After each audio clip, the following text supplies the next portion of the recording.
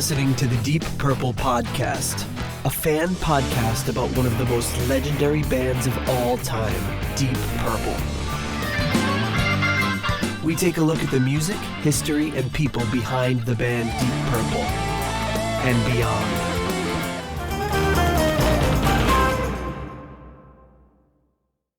Welcome to the Deep Purple Podcast, the first and only podcast devoted to one of the greatest bands in rock history, Deep Purple. Today's episode is episode number 216, Michael Schenker Group, the Michael Schenker Group. And coming to you from the Sloppy Joe capital of the Western Chicago suburbs, I'm your host, Nathan Beaudry. And coming to you from the suburbs of Providence, I'm your co-host, John. Weird technical difficulties, Matola. Yes, are you getting some interference in the cans? Yeah. So for our listeners, we know that I have upstairs neighbors, and for some reason, whatever she is listening to is cutting into my headphones, which happen to also be wireless, and I don't know why this is happening now.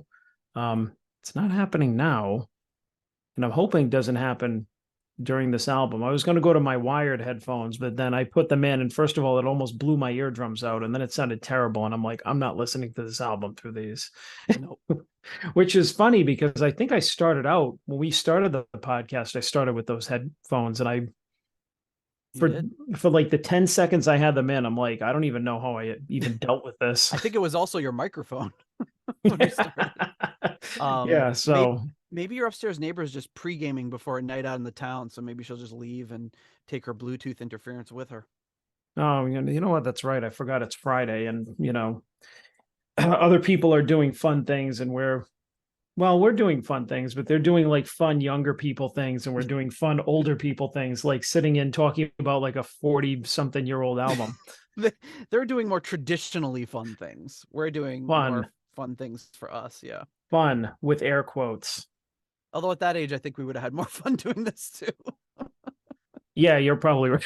You're probably right. Actually, I think we were doing this, just we weren't podcasting. We were just sitting around sitting around your house going like, oh, isn't Deep Purple awesome?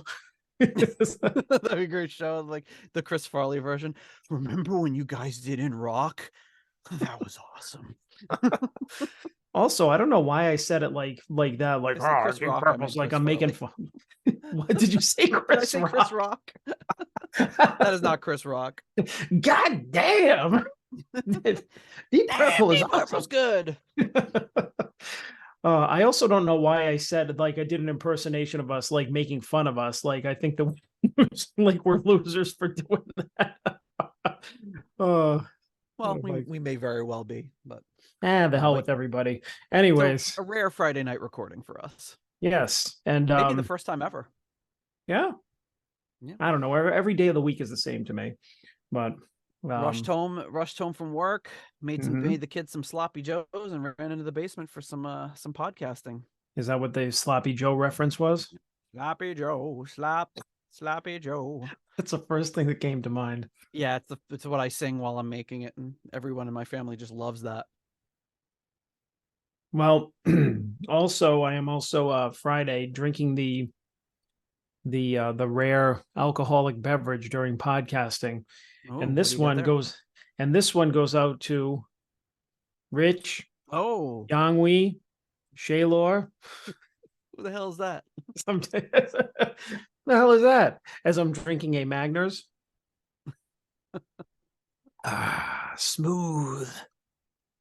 Yeah, well, it is. It's a good beer. I'm looking for my or a good drink rather. Yes, it's a good cider.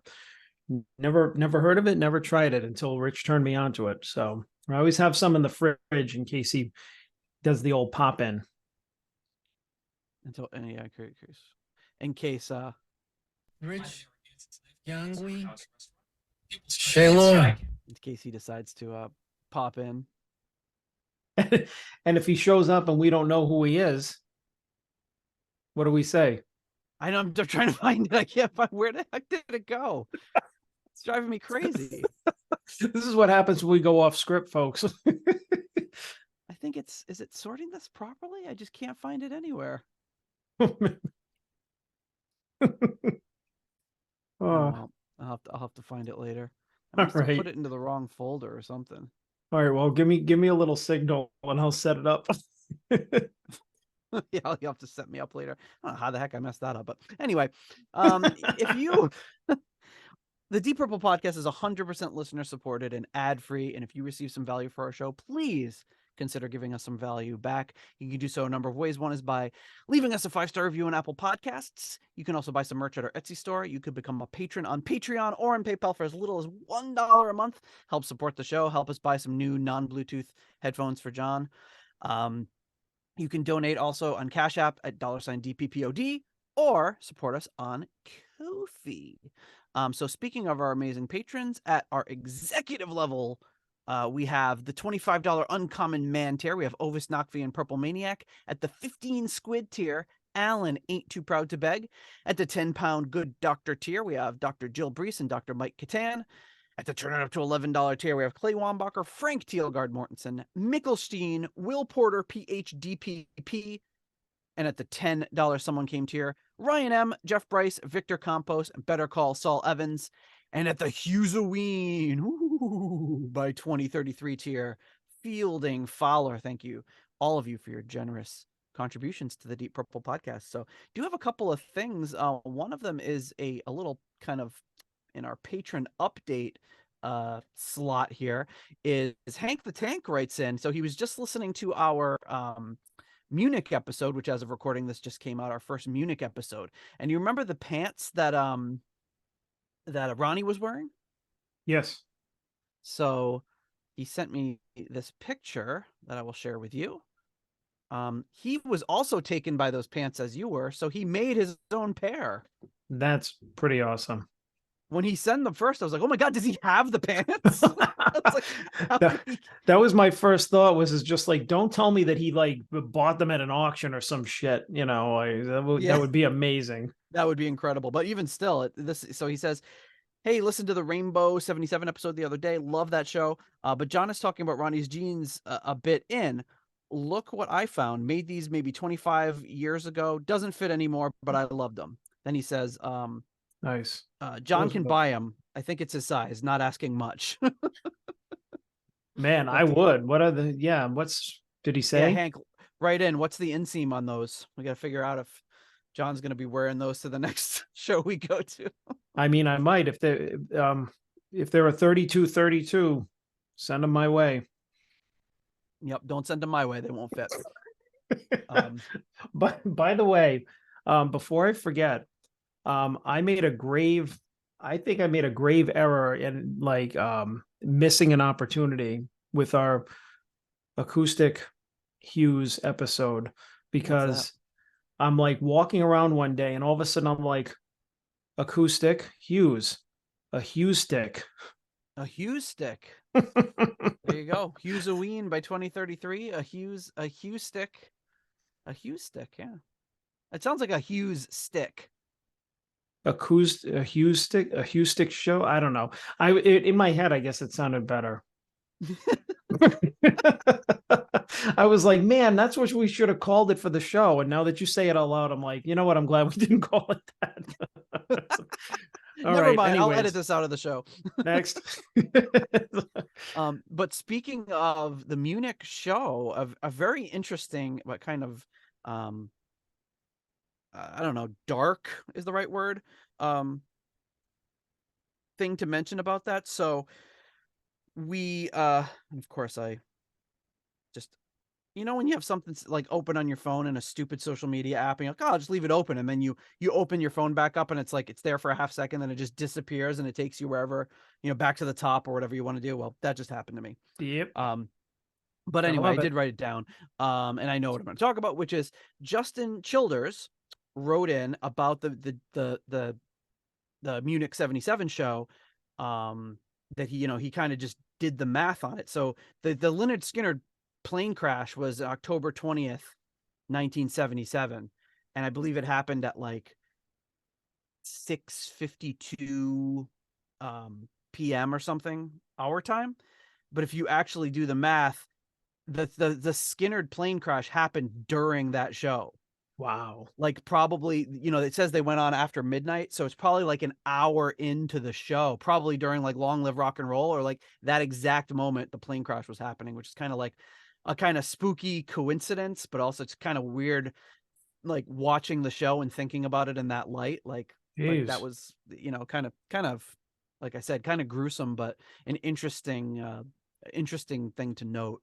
So when he posted that, I tagged the Simple Man on Twitter and just kind of brought that fact up, and it was kind of a little scary. So anyway, on that depressing note, the Deep Dive Podcast Network, check it out at deepdivepodcastnetwork.com for all the other fine band deep dive podcasts out there, including our good friend the Simple Man at Skinner Reconsidered. So thank you to all of those great shows. Check them out if you want to see or listen to other shows doing some, everyone's got a totally different take on how they tackle their chosen band or subject, but we're all kind of coming at it from the same place of admiration and love for the bands and just trying to have a good time. So there you have it. So here we are. Michael Schenker Group. Interestingly, the band is called Michael Schenker Group, but the album is called The Michael Schenker Group. So what do you, how did we come upon this? Like we talked about this album sort of recently. Yeah. What's your take on it? What's your history with it?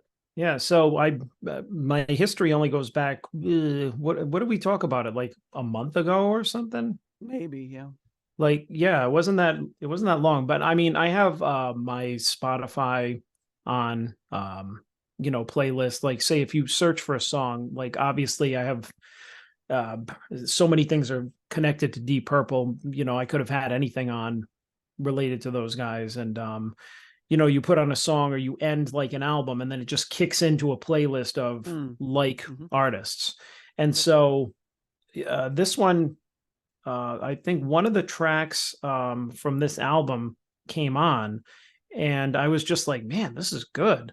And I tapped on like go to album, and it was a Michael Schenker Group, and I was just like, okay, this sounds like just a really cool album. Like, let me check out more of it, because I didn't feel like listening to any more of the playlist. So I just went through and I'm listening to the songs. I'm like, man, this is really good shit. And for the first time in a while, I mean, occasionally I'll listen to full albums, mostly like not counting on the show. I won't count here when we listen to full albums, but I won't listen to like full albums much anymore. But so I'm like, wow, this is really good. I wonder who's on this. So I go to Wikipedia and I'm just like, eh. And then I'm like, Mo Foster, Don Airey, Roger Glover. I was like, what the? It's like it just kept getting more and more. And I'm like, how did I never know about this? And then I told you, and you're like, oh yeah, because you know everything about the Deep Purple universe. But apparently this one slipped by me, and I'm like, get the hell out of here. Like monster album, in my opinion. And yeah, that will reflect in the ratings. But yeah, I never really paid Michael Schenker too much attention. Not that I didn't like him or anything, just he's one of those artists that I just never really just kind of went over my head, or I passed by just for whatever reason. And yeah, so I slept on this album for a while. So yeah, this is the first time that I've heard it. Was recently, or at least all the way through. I mean, I must have been exposed to some of these songs at some point, but yeah, that's my history with. And then telling you like, oh, now we got to do a show on this, because like most of Deep Purple's in this. Yeah, it's it didn't really come on my radar. Pretty much I have the exact same backstory as you with Michael Schenker. It's just one of those guys that he's always been in the orbit, and like I know who he is. I have like a vague idea of his background, but I never dove really too deep into his stuff or UFO. Like just a little bit. I know his history with like scorpions and UFO and stuff, but yeah, I mean, yeah, I mean, there's just only so much time. All these, you see these guys on YouTube and these other like people that we associate with in the show, and it's like they know everything about every band. I'm like, man, how do you have the time? I just it's amazing, like, because I'm always like man, like I feel like I have a very narrowed focus and I don't know that much about some of these people like this that I probably should know more about. But I can't remember if when we had Mo Foster on the show, if he talked about Michael Schenker, if we asked him about Michael Schenker. But you know, I kind of, it popped up with me with Michael Schenker a few years ago and Roger Glover producing, and I did kind of the same thing. So we got Mo Foster on bass, who of course Wizards Convention, Butterfly Ball, Fancy, all that sort of stuff. Just amazing. One of my favorite bass players. I really love his style. Not someone I would associate either with Michael Schenker. Like I didn't, you know, but part of that's just my own ignorance. Then you've got Simon Phillips on drums, who is like kind of, I don't know if it's the right term, but sort of almost discovered by Roger Glover, who brought him in to work on some of his projects when he was really young, I think. And he mentioned him when we had lunch with him. He mentioned Simon Phillips. He was talking about, I think, because something came up about Elements, and he had brought in Simon Phillips for Elements because somebody had told him, oh, this guy's like a really good drummer. And he came in and he was like, well, this is like a little kid. What's going on? Because he was 17 or something. So you've got Simon Phillips on drums, who's done like a ton of Deep Purple crossover stuff. But yeah, he's also played with Gary Moore, Bernie Marsden, Yep, amongst others. So I mean, that's kind of the Deep Purple connection. John Lord. Yep. Then you've got Don Airey on keys, and then obviously Michael Schenker, who was with Scorpions very briefly, played on their first album, did a bunch of stuff with UFO, and then he came back to Scorpions, or did like some as a guest in like '79 on the Love Drive album. And so I don't know. Again, I'm sure that I know there's like some folks out there that are huge Scorpions guys that know all the history there, but yeah. And then he eventually started in 1980 the Michael Schenker group, and put this kind of lineup together. Gary Barden on vocals. This album was his first album in Discogs, so he went on to also work with Gary Moore, who we were just talking about. So there's some connection there. And then you've got Roger Glover on production. Engineer is Gary Edwards. I love when they do that, when they put like the most obvious nickname, but they put it in quotes like it's totally crazy. Like Tom Edwards. Like, oh my God, where did they come up with this nickname? Nate Beaudry. Exactly. Oh, Nate is a nickname for Nathan. Well, I think they should only do that when it's like, like Mo Sausage Fingers Foster. Then it would be like, okay, that's not a common nickname. But so Gary Edwards, he worked with Focus and Procol Harum, and he worked with Gordon Gilstrap on the Visionary album. Now this is interesting, maybe only to me, but Gordon Gilstrap also did an album called The Peacock Party, based on the book that is the sequel to The Butterfly Ball, which also has John Gustafson on that album. So John Gustafson was on The Butterfly Ball. Then he was on this weird, completely unrelated album that was like a takeoff on the sequel to that album. So, so it was, kind of an interesting, weird little connection there. And then Jeremy Allen on tape up. He went on to work with Ecstasy, Dire Straits and the Pretenders, as well as Uli Roth. And then we get to the art direction and the album cover. John, what do you think about this album cover? I mean, it's kind of weird. It's the first time of me seeing it like larger, so it looks like that. Now I'm guessing that's Michael Schenker in the that's kind of like I don't know, chair. I always kind of assumed too. Yeah, I mean, it looks like Michael Schenker in a dentist chair with a bunch of stuff hooked up to him, and I noticed the nurse over on the right for the first time. But yeah, it looks like something out of like what the hell is that horror movie? Shocker? No, no, actually it kind of does, but no, the other one, the other horror movie. Like there's only two. No, I don't, because I'm trying to think of it. Yeah, that other horror movie, one of the millions that are out there. No, what's that one where they Orange? No, they torture people like it was like in the 2000s or whatever, where Saw? They like, no, not Saw, the other one. The other one. There's only ever 2 horror movies. No, the one that's like that. Hostel? Was it? Yes, Hostel. That's it. Okay. Yeah, where I they haven't have seen any those of these like movies. I'm just guessing. where they have those rooms where like people are in and they're getting tortured and stuff like that, and the guy cuts off the guy, his Achilles tendon, and they have him strapped down. I think that was Hostel, where it was like these rich people paid to like go in and get the experience of torturing people. I think that's what it was about. So they basically kidnap people and throw them in these rooms that look, like this, and strap them down and, wait for the paying rich dude to come in and like a needle him and stuff. But anyways, yeah. So that's the long way around of me saying that this looks like that. Yeah, and I think that is Michael Schenker, because he's got kind of that same kind of hair and face, and then Yeah. he's clear. It's clearly just a dentist's office, although it's like a kind of a. It looks like it's like a prison dentist's office, because it's got like these concrete walls, and he's got all these diodes strapped to him. Yeah, kind of. The album cover kind of makes no sense, because it isn't like the Michael Shankar group, like dentist's office or something like that. It's that. That would be an awesome name for an album. Again, I'm not a big fan of self-titled albums, but Dentist's Office would be a step down from a self-titled album.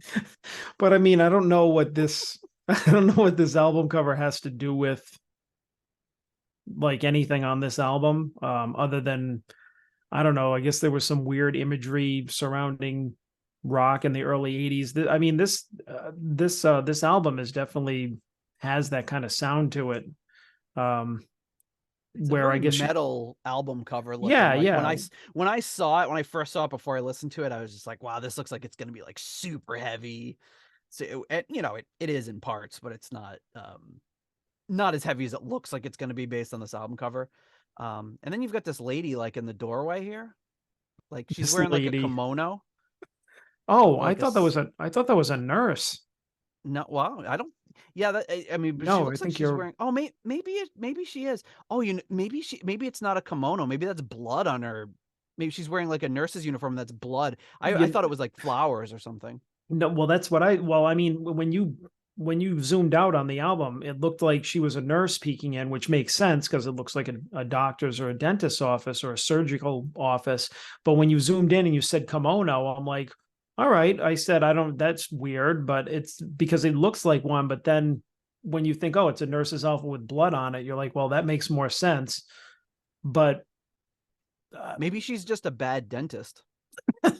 So maybe she is. That would be a bad dentist. That would be a good name for like the Michael Shankar group. Bad dentist. That's the worst. Is she wearing any shoes? That would be no. She's barefoot, so I think it's a kimono. What the hell is going on in this album cover? I mean, he looks like, based on how he's like kind of strapped into this chair, he looks very calm. He's just wearing like skin tight, like pleather or leather pants, no shirt, and he's just like do. So he doesn't seem bothered. He doesn't seem bothered that if she's coming in with a bloody nurse's uniform, and he doesn't seem aroused like if she's coming in with a kimono to be like, let's start our date in this, or our sexy night in this concrete bunker of a dentist's office. Well, I mean, all I know is that it's there's something heavy metal going on here. He's like, maybe, she's either walking out backwards or she's walking in to check on him, but he's had like some kind of lobotomy, or he's going under some kind of tests, or he's the Incredible Hulk or something. I don't know, like. Here she's just gonna put one of those little plastic cups in the little weighted holder on the thing until it fills up with the right amount of water, and then be like, rinse. Well, whatever. I mean, it is kind of a yeah, it's kind of a weird album cover. And yeah, you have the just really a nondescript logo up there in red, it's a very kind of simple like MSG logo over to the left, which kind of looks like, if you look at it really quick, it kind of looks like Asian writing, or like, oh, it looks like a symbol. or some kind of symbol, which makes the kimono thing kind of like work if you look at it that way. Interesting album cover. Yes. The flip side of it, or is this the inside? I think this is the inside sleeve, is Schenker with a flying V doing a big, like almost windmill strum. It's got the just the track listing. It's got some lyrics, but not all of them. And I think the others are on the other side. Again, it's got that MSG logo, and the other side is him digging in a little more with a kind of a funny expression on his face. You're like, He kind of looks like hey. you remember in Top Secret? Do you know that movie with Val Kilmer?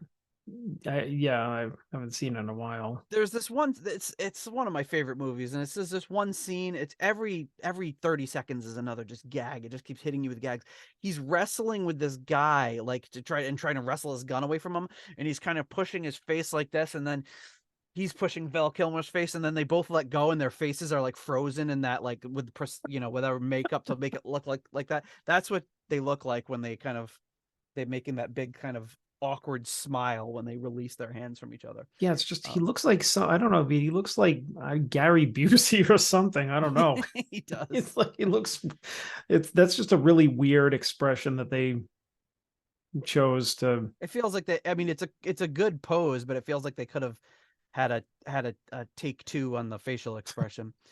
Yeah. Then there's the record label itself, Chrysalis.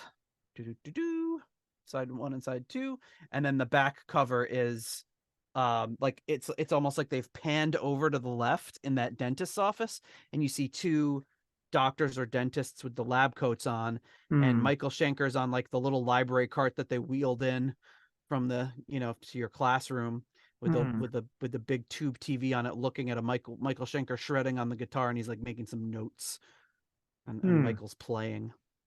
So you know what? That's very interesting, right? So if this is the point of view, like if we're looking at this back cover from the point of view of Michael Schenker, like sitting in the thing, then all of those diodes hooked up to him, maybe like what's on the screen is like his essence or what's coming from his brain or something. Yeah. And they're taking notes like he's a guitar genius. Yeah, they're like stealing all of his guitar knowledge, and they're gonna put it into Keanu Reeves, and he's gonna be like, I can shred.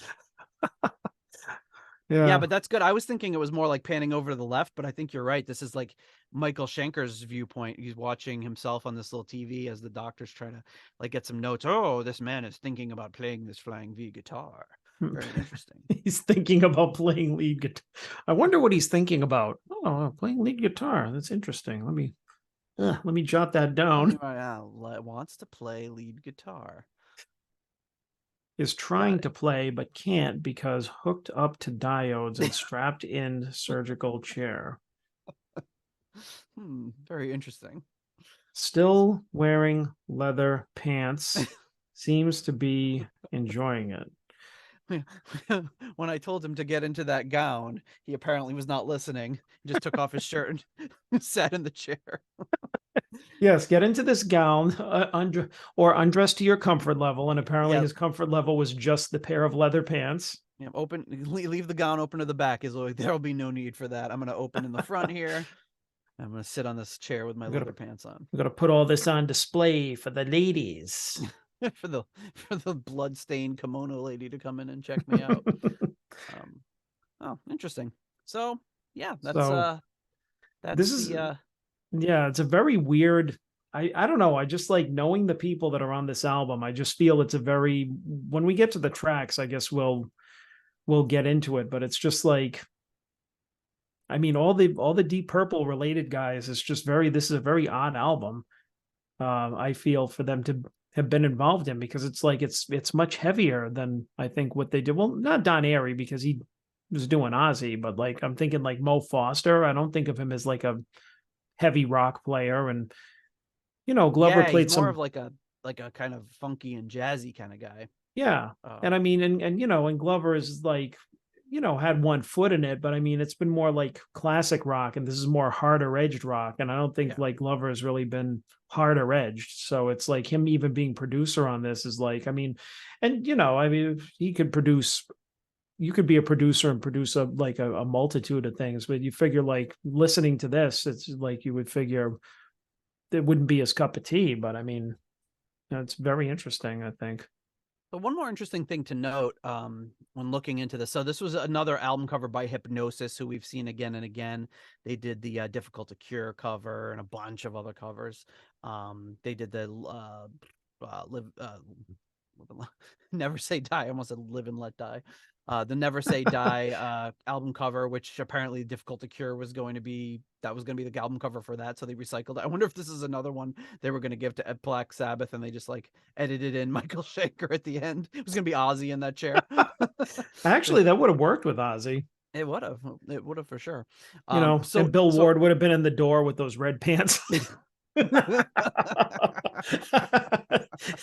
He would have been back there instead of the nurse. Yeah, I'll take the kimono lady. So the art direction for this was done by Peter Wag, who worked for Chrysalis Records. Chrysalis? I don't know. I think I think it was Chrysalis, and then I started thinking like you that it was Chrysalis, and maybe I was pronouncing it wrong. But I think Chrysalis because that's like the chrysalis. That's like wasn't that part of the like yeah, I think it is Chrysalis developmental stage of a butterfly or whatever. Yes, they turn into a chrysalis or something. Mm-hmm. Anyway, so the guy who did the art direction for this was also the same guy who created Max Headroom. Actually, totally random. I can looking at Michael Schenker on this photo, I can kind of see it. Michael Schenker group. Why was that a thing? Like, just like Max Headroom? Yeah, I remember when he came on, and that was such an I remember watching it. It was such an 80s thing. It was a kind of this AI type thing, but it's like, okay, why is like a glitching like AI person such a big phenomenon? It's like he's not even like working properly. He's like it's like, all right, if that's happening, then you need to like scale it back, like go back to the drawing board. Don't release this until it's ready to properly be released. You know what I mean? Yeah, I don't know what Max Headroom's deal was, why he was so glitchy. I remember watching the show, but I don't really remember much else about it. No, me neither. But at any rate, he also did some writing and production for Cirque du Soleil. So, and then the photography was done by Rob Brimson, who worked for Hypnosis as well. He did photography for many album covers, but most notably for me is Pink Floyd's Animals, my favorite Pink Floyd album. So, so some good lineage there on this album. So, okay, before we get into the tracks, we are going to do what we always do, and that is, of course, to thank our core level patrons. Coming in at the $7.77 Keep It Warm Rat tier, we have the one and only Michael Vader. At the $6.99 new nice price tier, we have Spike the Rock Cat and Sugar Tea. At the episode $6.66 tier, Steve Coldwell, Arthur Smith, and Anton Glaving. At the $6.65 Almost Evil tier, Kenny Wymore, Michael Bagford. At the $5.99 the nice price tier, Robert Smith, Peter from Illinois, and Mark Hellberg. And at the 60 kroner Scandinavian Nights tier, Zwapper the Electric Alchemist and Newt Morton Johansson. Oh, that was an abridged version. I kind of like that. This is the night of like technical difficulties. Oh, my finger slipped, but I kind of like that. Just the short, It's a Great Life. I might have to have a short version ready for sometimes. Let us know what you think, Newt. And by the time we get to this, we won't know. We won't remember. But at the $5.55 What's Going On Here tier, we got Richard Fusey. At the $5 Moneylender tier, John Convery, German Heindel, Adrian Hernandez, Jesper Elman, Alexei the Perfect Stranger Slepikoff, James North, Mark Hodgetts, Kev Roberts, Percival Frequency, Scott Zerns, Cynthia Doobie, and Rafcaf. Thank you to all of you for your support of the Deep Purple podcast. All right. And that brings us to the album itself. John, are you ready to dig into Michael Schenker Group's 1980 debut album, The Michael Schenker Group? Hell yeah. Then let's do it. The first track up is Armed and Ready.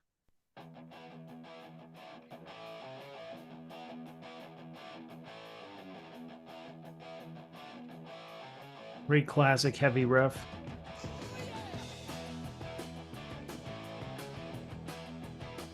Love the bass tone on this too.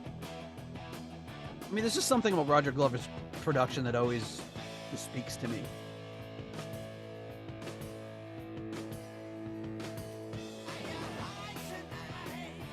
So my first impression is that this the vocalist sounds very Rob Halford-ish.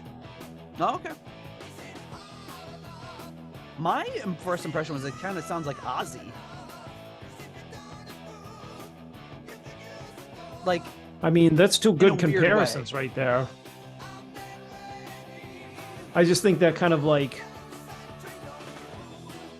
not raspy, but he's got that kind of like that Rob Halford quality in his singing voice. Yeah, I can hear that. And I mean, I'm familiar with a lot of like late 70s, early 80s Priest, even though I don't listen to a lot of it now, but it's a very kind of Priest sounding. So that's, pretty cool.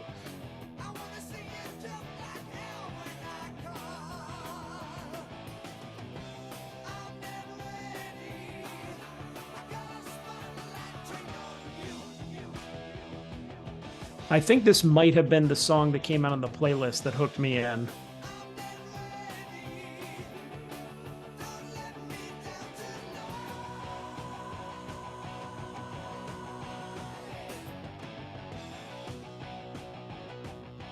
Yeah, that piano coming in. Yeah, that's a really great addition.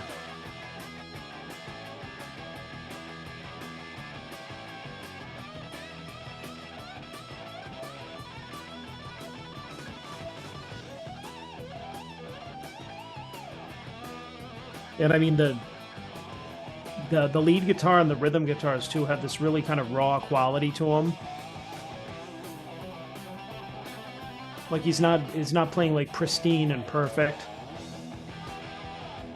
Yeah, and I might be talking out of school here because my knowledge on both these players is not probably what it should be. But to me, Schenker, I think I always had this impression that he was like just a shred guy.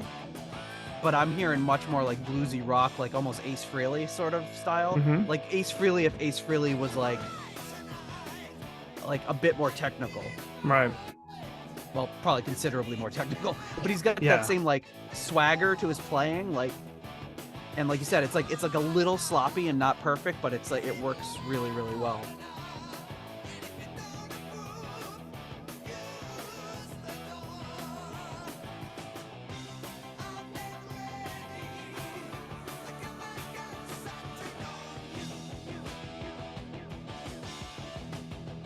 Not, and Glover, was his idea to put that piano in. It had to be. Which makes it more rock and less metal, but in my opinion, that's a good thing. I mean, it really doesn't take away from it. No, it's great.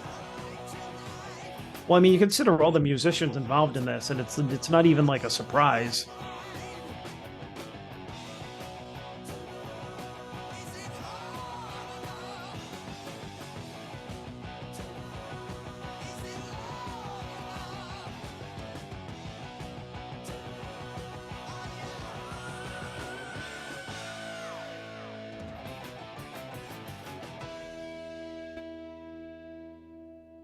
Tight ending there.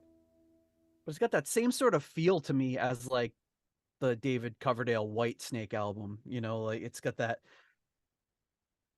I don't know what it is about Glover's production, but tying in like the acoustic piano with the rock, and it's got this edge to it, but it's not just straight heavy, and that's what I really like about it. Mm-hmm. But what do you think about Armed and Ready? Great opening track. I'll give it a 4.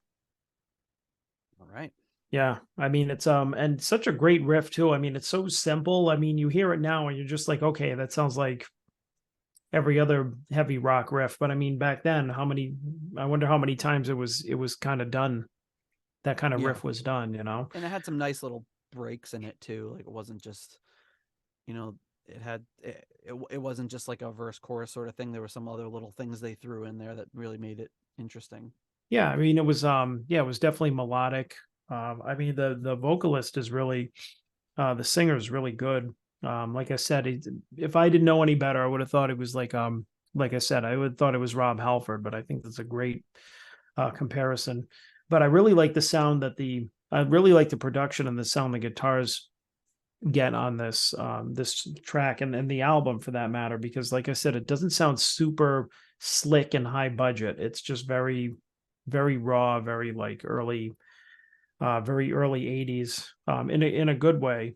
I'd say like one of the better early 80s sounding recordings, which is what drew me to it, because a lot of stuff in the early 80s that was heavy, like heavy rock and stuff, not a lot of it was produced too great. Mm-hmm. Yeah, and this is early 80s, well, 1980. So yeah, I will give this one a 4 as well. I really like it. It just kind of kicks you off on the right foot, starts it off rocking, before you get into the second track, which is entitled Cry for the Nations, which when I heard that title, I thought that sounds like a Scorpion song title name. And then I heard this and I'm like, it sounds like it's off of Accidentally on Purpose. Yeah, right. I'm like, I was not expecting. I thought Cry for that. I was like, Cry for the Nation. No, when I heard this, I thought they were going for something completely different. Like I was like, oh, okay, I guess that was the only good song on the album, and now the rest of it's going to be this weird stuff like this. But I was wrong. And that's what I was expecting. Very bizarre intro. Sounds like something you'd have a tropical drink while you're listening to it. Sounds like like quasi steel drums. And like the cartoon atomic bomb dropping sound effect was kind of unusual choice. Survivor feel here. Yeah, I was just gonna say that.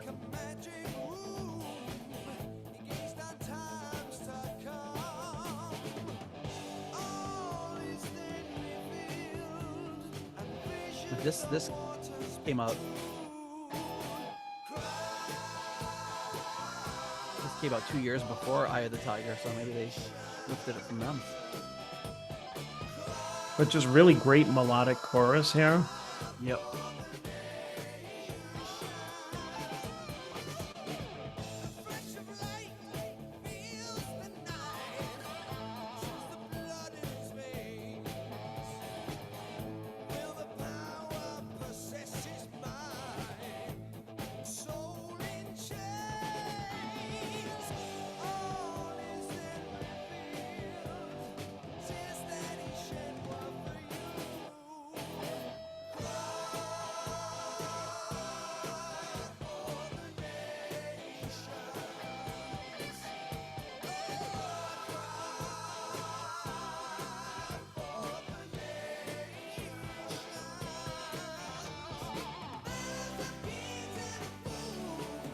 And then they bring back that melody from the intro.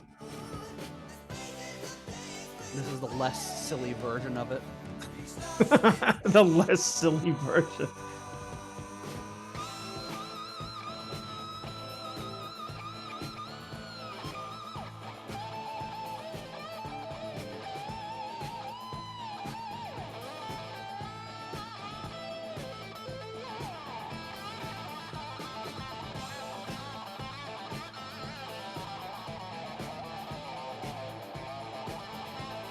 They're very bluesy. It sounds like he's mostly just sticking to kind of pentatonic sort of stuff.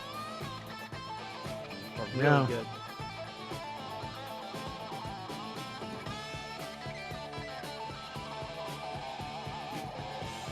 That was like coming out of Smoke on the Water, coming out of the solo.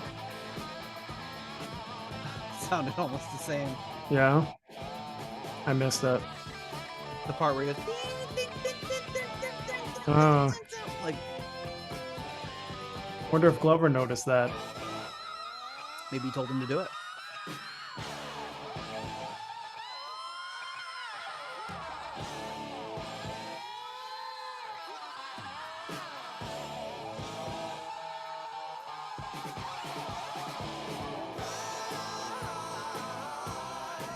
Yeah, it's really great when you contrast it with like what we did a few weeks back with like Yngwie. Is It's such a different, for me, much more enjoyable to listen to.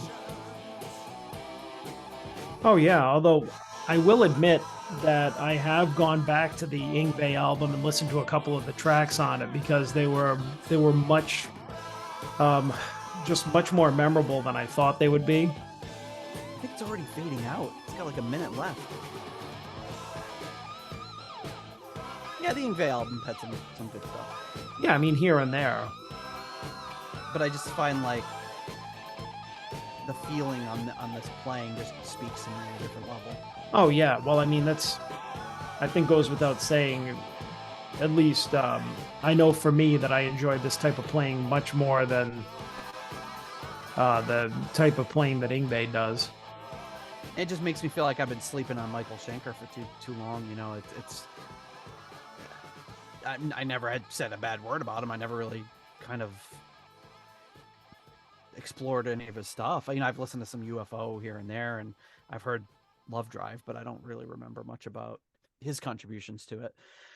But it's he's really, really good. I really like his style. Well, let's Cry for the Nations, John. Bing, bing, bing, bing, bing, bing, bing, bing, ba-da-doom. That was wonderful. I'll give this one a 4. I've come to enjoy the intro now, but that's because I know what's coming. Like when I first heard it, I was kind of disappointed. I'm just like, ugh, is this going to be like some kind of weird ballad? Or like, I don't know. Weird. It's just silly sounding. Well, I mean, that's Don Airey right there. So yeah, maybe that would have been him. Yeah. Well, I mean, who else would it be? He's the only keyboard player on this. Ding, ding, ding, ding, with the bass chords in the background. But I mean, I kind of like how that's kind of this different beginning, and then it goes into this kind of moody, kind of metal song, and then they bring that melody back to the bridge before the before the solo, and it's just another, like, he's just got a lot of great fills and things that he does in here, Michael Schenker. So it's I mean, at least on this album, this is the only one I haven't really ventured out, but I mean, they really captured something here. So yeah, and this is one of those Michael Schenker groups that just kind of has a rotating cast of different people over the years, just constantly changing, very Rainbow-esque. Although I think he sticks with Gary Barden for a lot longer than Ritchie generally would stick with a singer.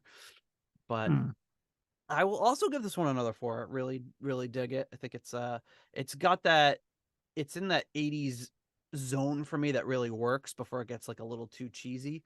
And I just dig it, and Glover's production just really makes it for me. So speaking of Scorpion song titles, the next song is called Victim of Illusion.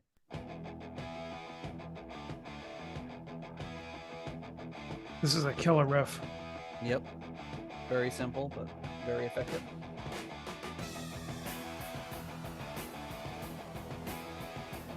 With that synth in the background. Kind of like an oscillating sound that's kind of slowing down.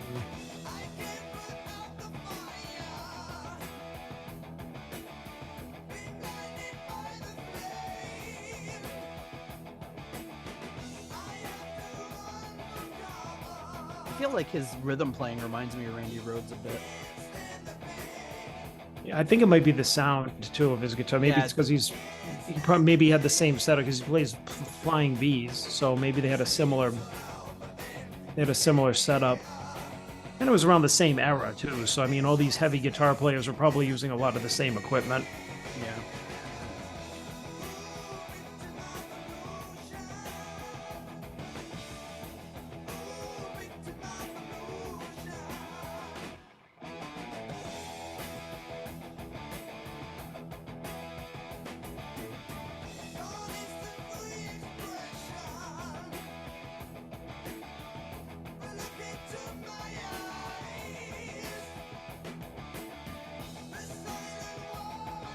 See, there are little things in his playing, like the main riff, those last 2 notes. He doesn't play them straight. He does like a little tremolo on them.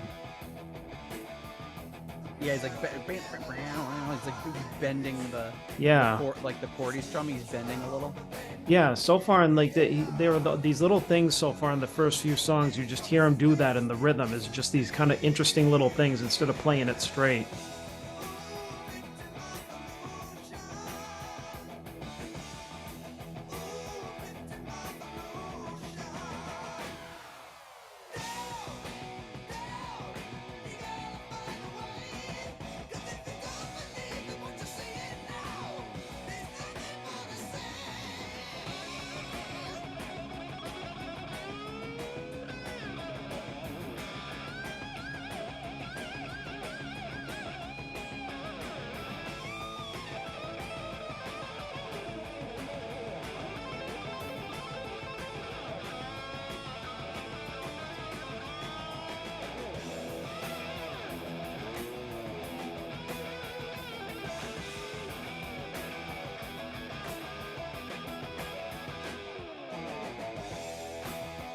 Killer.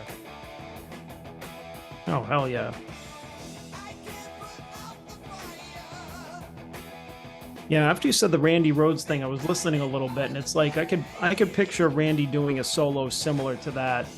But I think the difference is that he wasn't like doubling and tripling his parts. He played it very dry, like the effects, like he didn't have, you know, that was his difference there with his lead playing.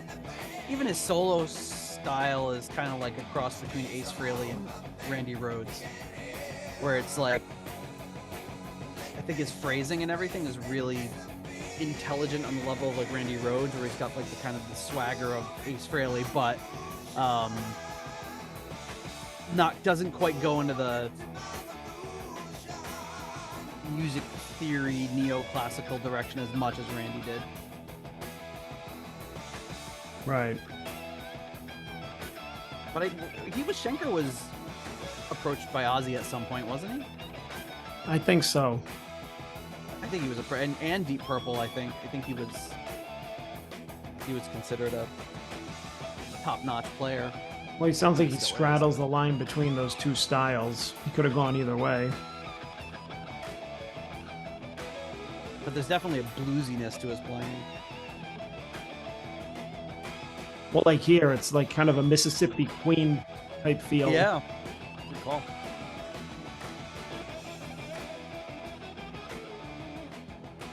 Are those hands claps?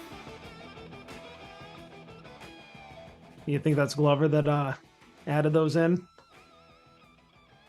You think he would have had Mo Foster using those sausage fingers and doing some snaps. Don't want to let those things go to waste. My greatest thing in life is that Mo Foster actually listened to that episode. Oh my God. Called them sausage fingers. Oh, so good. When he emailed me and mentioned sausage fingers, I was like, I probably was beat red. Oh no! What did he say again? Like when he mentioned I think he said that? something along the lines of, like, I've been called many things, but I've never been called sausage fingers.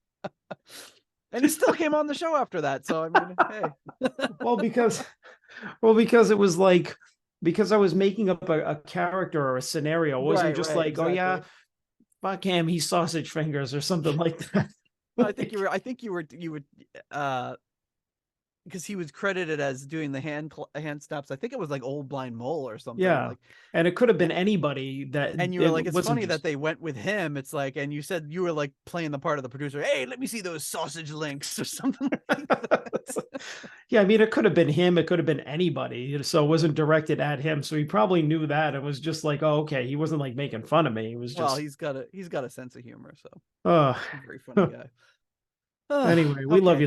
We love you, SF. We do. He's what a bass player, man! Just incredible. Oh yeah. All right, Victim of Illusion. What do you think? I'm gonna give this one a 5. Oh my goodness! Oh yeah, hey yo. You're looking around for a 5. Where's the? It's gonna take too long to do it. By the time I do it, it's gonna be so anticlimactic. All right, well, that was the sound effect, folks. So enjoy it.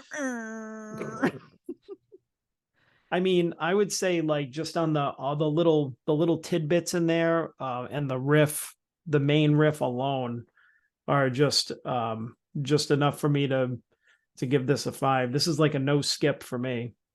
Yep. Great song. I love it. I'm gonna give it a 3.5. Oh, I like it. I think it's a good song, but it didn't quite hit me the same way it hit you. sorry. And I bet if Nick was on this episode, he'd give it a 5 too. This seems like right up his alley. Like there's like that Captain Beyond song that reminds me a lot of this one that he gave a 5. And I tend to notice like with there's certain things in songs that he really likes. So I'm gonna have to ask him after we're done recording if he's familiar with this album, if he's ever heard this song, because I think he would like it. All right, the next track up is an instrumental, and this one is called Bijou Pleasurette.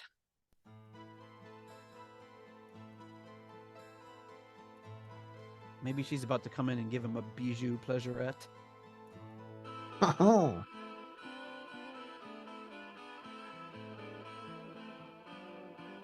Oh, those guitar harmonies.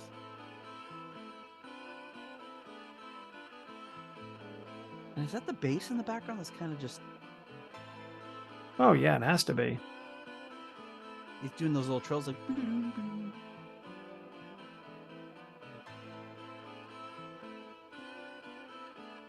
It might even be a fretless.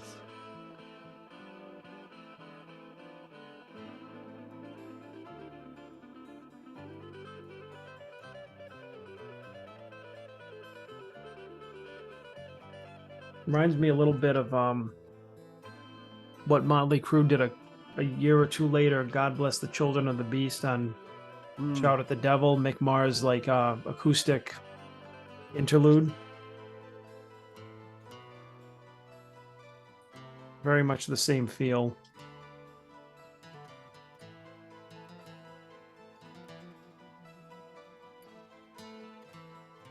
But this seems to be venturing it a little bit into Yngwie territory.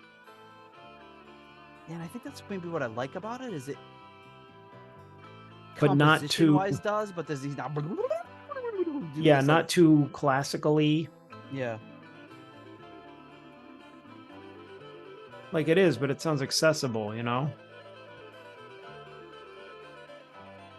We've been using that word a lot lately. Very accessible. Very accessible.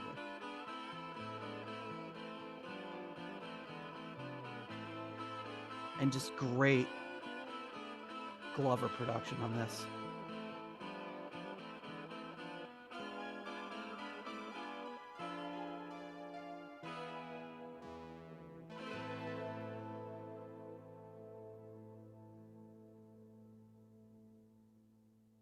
Wow. Good stuff. All right. What say you, John, about Bijou Pleasurette? You can't say it without saying it like that. So you know what song I really like? Bijou Pleasurette. Very weird title for that song, but yeah, I'll give it a 3.5. I thought it was pretty good, but not like I'm like, oh God, but oh God. Oh God! Oh my God! I can't take it. Oh my God! I can't take it. It's so good. It's more like, yeah, this is good. Yeah, I put it a little higher than average. I think it's good. I think it's a good instrumental, but it's kind of for me an interlude piece between another song. I mean, yeah, it stands on its own, but I don't think it's anything too outstanding. You know what I mean? Gotcha. All right, well, hold on to your hats. I'm going to give this one a 5. Oh, what is happening? I know, we just flip-flopped. We did. I love this instrument. It reminds me of just all the great Glover stuff, like those little like magician moth things and stuff from the Butterfly Ball. There's something about the way he does this and the combination of like the acoustic instruments and the synths. It's just, I think it's a great composition. And I think it's a great composition that could have been ruined so many ways. It could have been twice as long. It could have had, you know, production techniques or sounds in it that were just silly, but like I think it was just so well done. And that kind of like distorted guitar, and whatever Mo was doing back there on the bass, it would sound like maybe a fretless bass. Man, I love it. I don't know that I've ever given an instrumental a 5, but I historically love little interlude, like instrumental interludes like this on albums, and this is probably one of my favorites. I think it's just great. Yeah, I mean, I'll agree it's good, but I'm not to the I don't enjoy it to the level that you do, but I do agree that it does definitely has the stamp of like other Roger Glover produced things, such as the way that the kind of the bass and the keyboards kind of come in, and while the guitar is playing and everything sounds very reminiscent of something from the Butterfly Ball, for instance. So it's that's where you can kind of tell that his stamp is. Yep, absolutely. As a producer. I mean, that had to have been his suggestion, no doubt. Yep. All right. Next track up is Feels Like a Good Thing.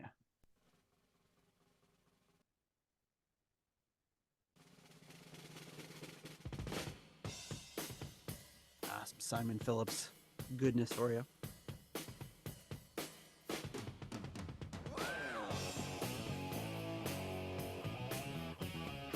Just another great chugging riff.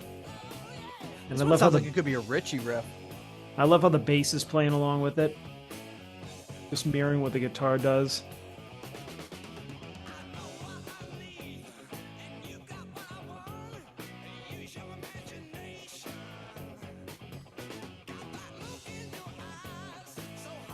Yeah, it does sound like Ritchie could have written that.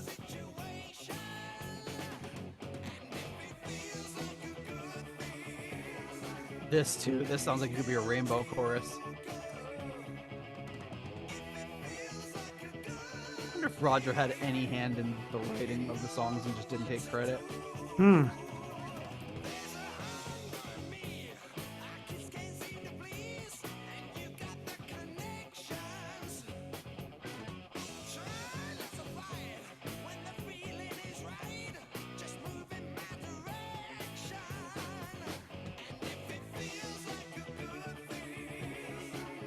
This is great.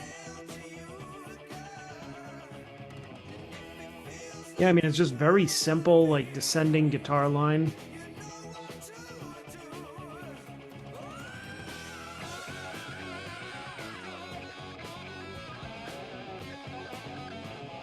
And then a great scream going into a great rockin' solo. The only thing it's missing is play it for him, Mikey. A what? You know, play it for him, Mikey, or so, you know, just announcing the guitar player. Yeah.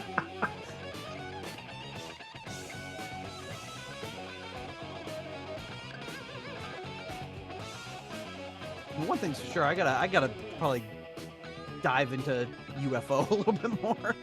I've always it's one of those bands. It's like I've always liked what I heard. I just like, you know, there's only so many hours in the day, and I don't know how these other guys do it. They're just like, Yeah. they know every album. It's like crazy.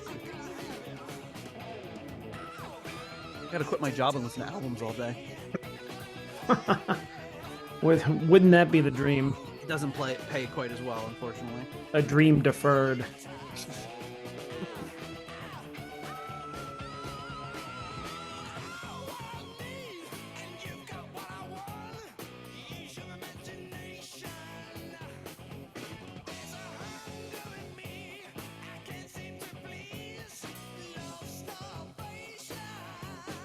It's a good horny song, I think.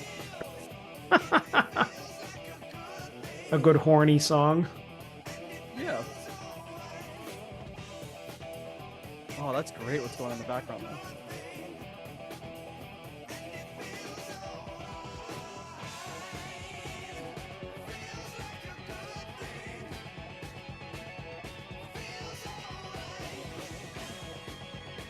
You have this look of elation on your face right now. You're like,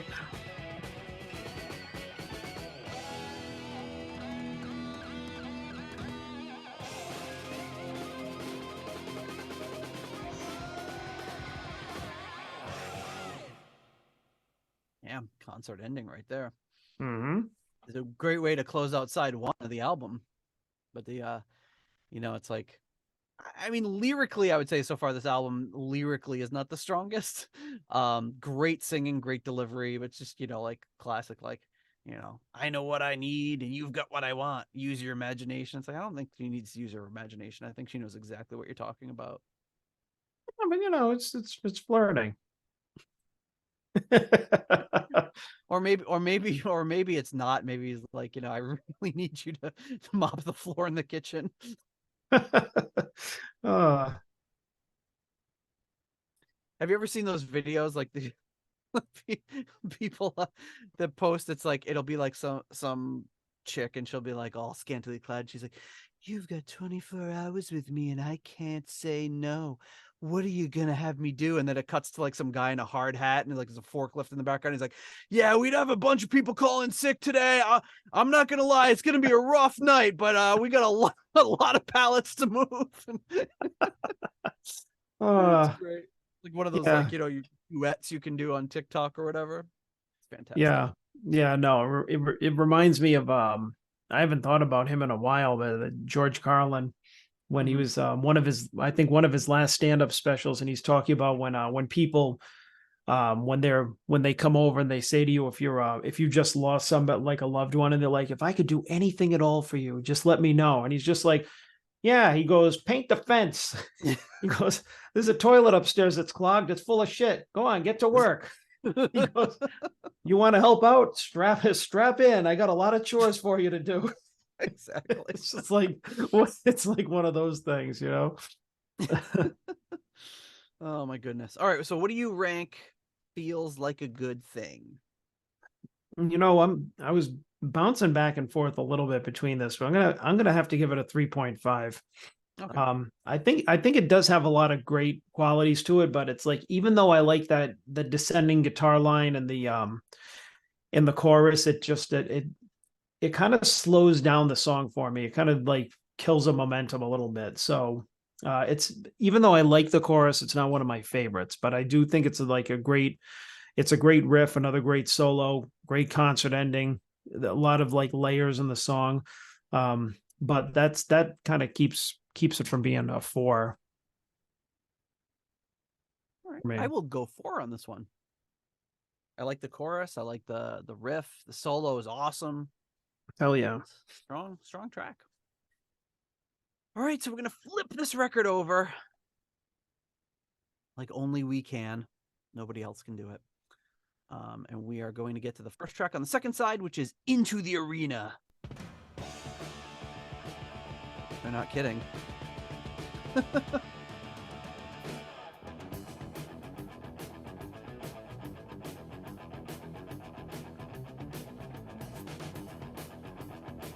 This is just awesome. Yeah, some fancy finger work going on.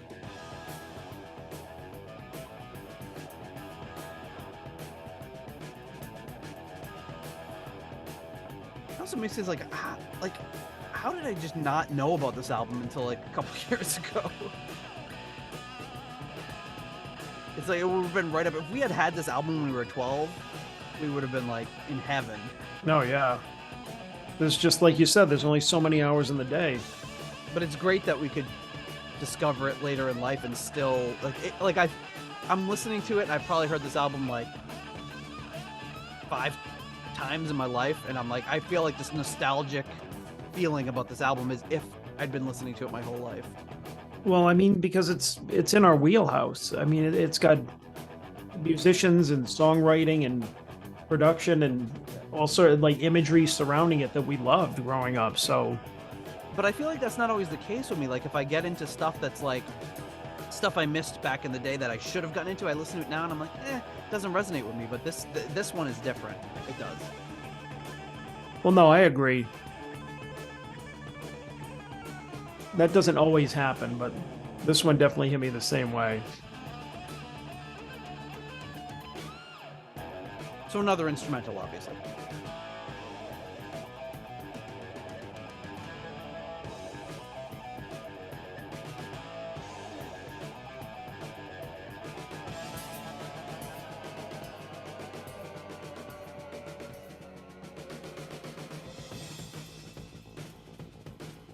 Yeah.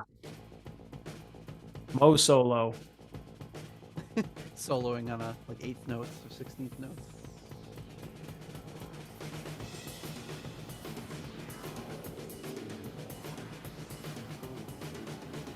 Ooh, just ripped a nice little fill there.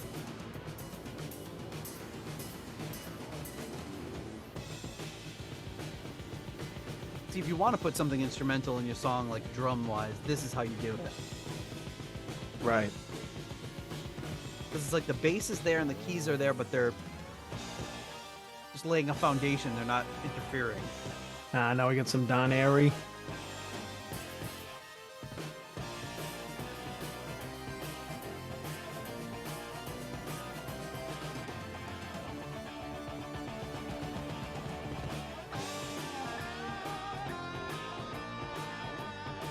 Again, this sounds like it could be out of a Rainbow Live concert.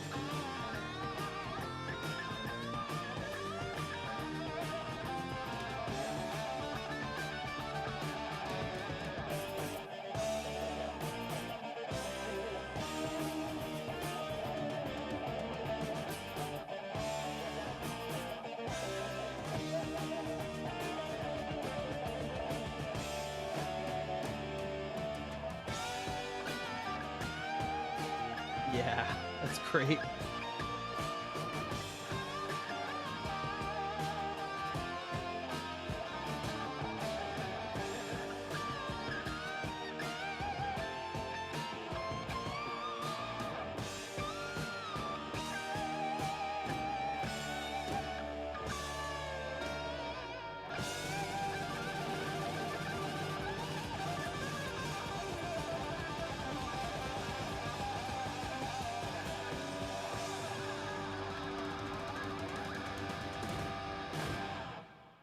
Hey-oh.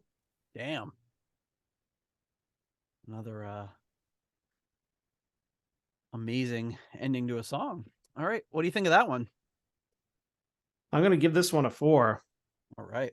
I think this is a really great instrumental for many reasons, but one of them is that it's the Michael Schenker group, and he's clearly the focus. He's the star here, but this wasn't just about the guitar solo through the entire song. Because not only were there dynamics in the song, but it was able to feature the other musicians. Like we heard kind of that middle part where it was just the bass and the drums doing a little thing, and then building up to this part with Don Airey doing a little keyboard melody. So it wasn't like they really didn't take solos, but they kind of were featured a little bit, but it didn't feel like, oh, here's the bass, here's the keyboards. Yeah. It's like it built up to something else and broke the song up. And it was in like different times as well, how it kind of slowed down to like a halftime thing at the end and kind of ended on that note instead of doing the whole thing at the beginning, which also was very, very cool and impressive. Like that's the thing too, is that some of these riffs, they sound like technical, but they also sound very, when I hear it as like somebody that plays guitar, I'm like, oh, I could probably play that. Yeah, it's well played, but you're like, it's accessible enough that you're like, yeah, I could probably figure that out and play it, and probably not as well as him, but like, yeah, it's not like listening to Yngwie freaking run, where he's like, right, like it's like, no, I wouldn't even know where to start with that. But this all sounds like it's based in some sort of world that I actually understand. Right, like it sounds kind of like almost like a guitar exercise where you're trying to build up speed, or like the end of like the end of like Black Sabbath, like the song Black Sabbath. Yeah. Where I remember the first time learning how to play that, and that kind of reminds me of this, because it was just like and once you get into the rhythm of it, and you kind of your muscle memory and your fingers do it, it's not that difficult if you're a guitar player. So that's kind of what this sounds like. So I appreciate him for being such a virtuoso with like styles and playing, but it just sounding also like very to use the word again, accessible to musicians and listeners too, because I feel like if you're listening to it and you're not a musician, you kind of have that thought in your head and you're just like, oh, this sounds like I want to hear it, but I just don't know why. And if you're a musician, you can kind of verbalize it, I guess, like I just did. But yeah, I just think there's so many great dynamics in it. It's nothing difficult either. It's so great, you know, and I think in the hands of like a lesser producer, and you know, lesser musicians, this just would have been boring, but it was not. Agreed 100%. I will also give this a 4. And I guess my completely ignorant view of Michael Schenker was that he was, it's probably not false, but was that he was like a big ego and like it's just all about him. And you know, I think any lead guitarist has that tendency in some respect. But to me, so far, what I've heard from this album is like he's clearly very intelligent in the way that he's allowing this music to be presented. And you know, some of that might be him, some of that might be Roger, who knows, but it's presented in such a way, like you said, it's not just like, oh, if I see like a Guitar Hero thing and it's got 2 instrumentals or 3 instrumentals, I'm like, oh boy, these instrumentals I'm sure are going to be a friggin' treat. It's just going to be them showing off the whole time. And that, like you said, it just wasn't that at all. It was people, and it wasn't also that formulaic, like, okay, now there's a bass solo. Okay, now there's a drum solo. Okay, now there was cool things happening where like the drums were, it was like sort of a solo, but then also the, you know, Mo was in the background doing some cool fills and Don Airey was playing those, you know, holding those chords. So it was just, it's more of a composition than just a show off fest. And that's what I really liked about this track. Mm-hmm. Okay. Next track up is called, what is it called? Looking Out From Nowhere.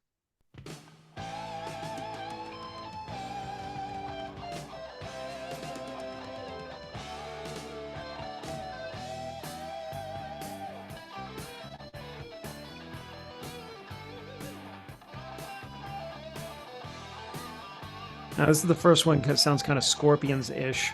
Yeah, like it sounds like Rock Me Like a Hurricane. Yeah.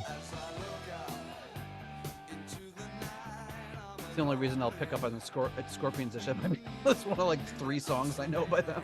Yeah. I don't even know. I Was he know even every song involved I in hear that is one? What's that? Was he even involved in that song? No, I don't think so.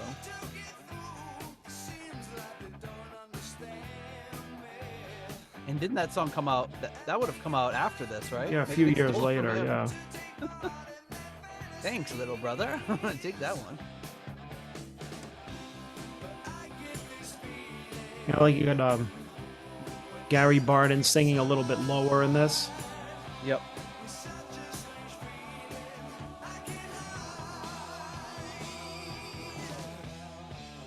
Yeah, Rock You Like a Hurricane came out 3 years after this.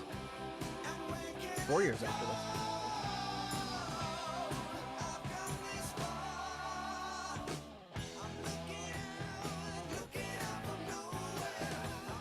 He's doing that bump call.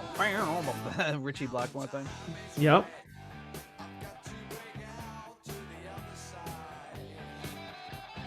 You got a nice like groove in the background, nice bass groove going on.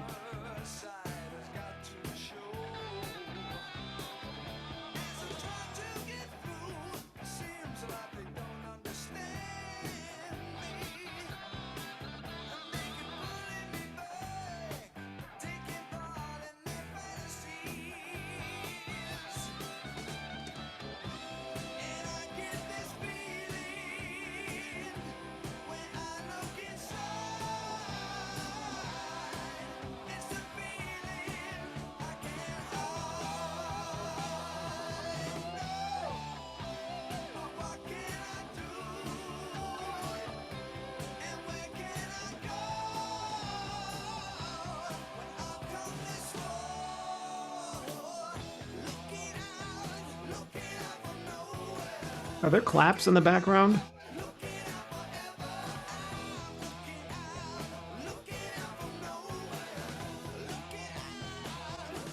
think it's a tambourine. I thought I heard claps again.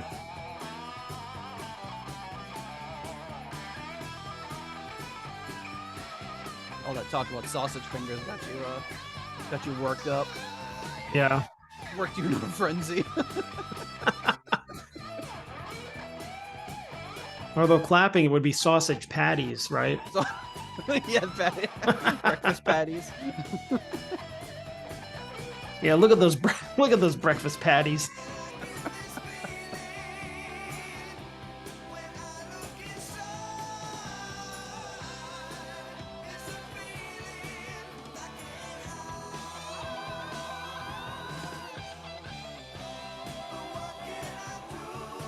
I don't know. I'm having trouble finding any fault in this album. Really, yeah, great. Just great so rhythms, solid. great little details here. Like great little fills that he's playing. They're very like melodic.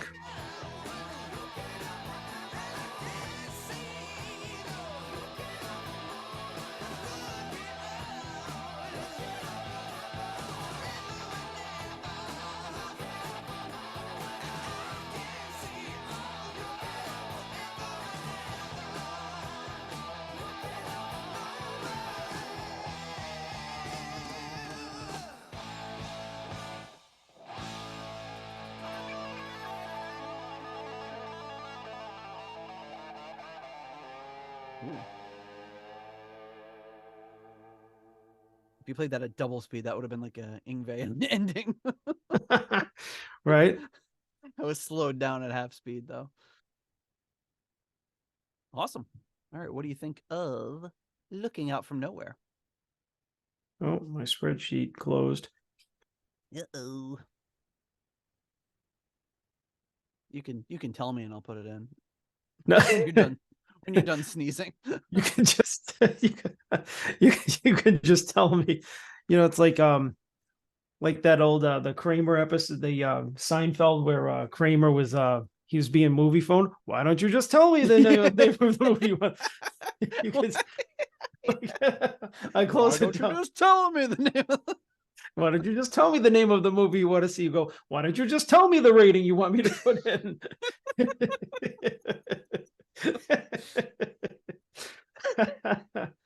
No, I want to put in my own. Okay. I'm gonna give that one a 4. All right. Wait, 4? Yeah, 4. No, I was thinking I don't know what something. you want to do. I was thinking something during the song, and I think I might have been going back and forth between a 3.5 and a 4, but I'll give it a 4 because it's just good. It's just good stuff. Yep. I will agree and give it a 4. Like I said, I'm having trouble.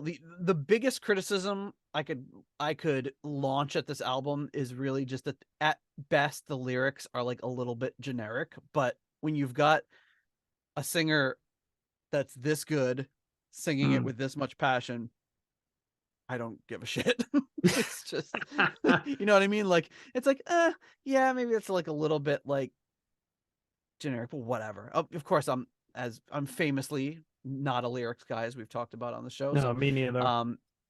And I think that the even the dumbest, stupidest lyrics, if sung with passion, like can totally transform the how you feel about a song.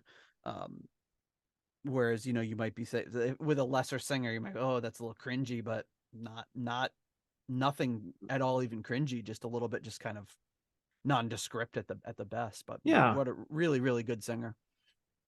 Yeah, I mean, I don't really listen to lyrics that much anyways, but so it's, you know what I mean? So it doesn't, I mean, lyrics have to be some of your favorite songs sung by like some schlub would probably, they're dumb. All lyrics are kind of dumb. Yeah, I mean, but I mean, I don't know, like lyrics would have to be really out there or like silly for me to notice them. So I mean, it's just like, yeah, but I mean, you hear, like you said, that some of the themes and the songs or whatever just kind of it's not that great, or it's kind of generic. It's like, yeah, okay, but that doesn't really take away from my enjoyment. Right, like as we've discussed on the show, if you've got a voice like Ian Gillan, you can get away with singing almost anything. You're just going to be, it's like, who cares what he's saying? It's just incredible. And yeah, exactly. He has. I mean, he had a song called freaking The Ballad of the Lusitania Express. I mean, he sang, Good point. I mean, he sang Lusitania Express. You're just like, yeah. He also saying, "Get into Duluth, get into Duluth." It's like, what? Duluth? Exactly. It's just like anybody else saying that, you'd be like, what kind of dumb lyrics are these? But it's like you got Gillan screaming it, and it's like, yeah, if I was up there, get into Duluth, get into Duluth. That's in Minnesota, you know. People are like, this sucks. well, But yeah, then because you're Gillan singing sings it, and it's like phenomenal. Well, yeah, because you're singing it like Kermit the Frog. Oh, piggy. Oh, I love it. Anybody's impressions of Kermit the Frog are always like, oh, piggy. And then followed by, watch it, frog. Get into Duluth, watch it, frog. Oh man. Oh. All right. Well, Oh. we're on the we're already at the penultimate track. I can't believe it. Wow. Called Tales of Mystery.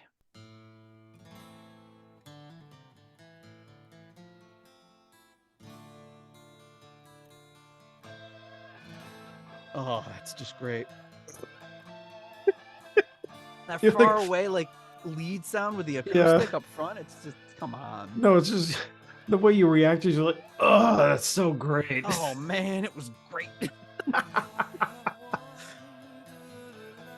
How was that guitar line? Man, it was great. Oh, it was great. Just like sex.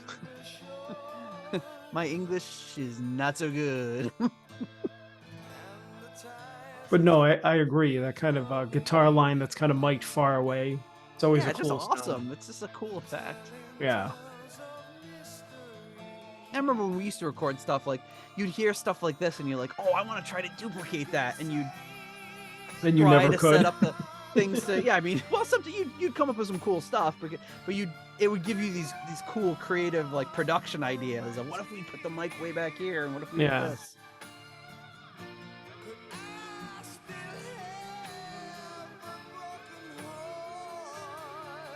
Is this their More Than Words?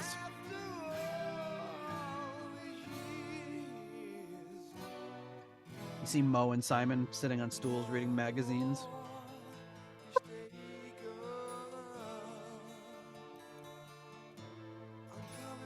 That faraway tambourine.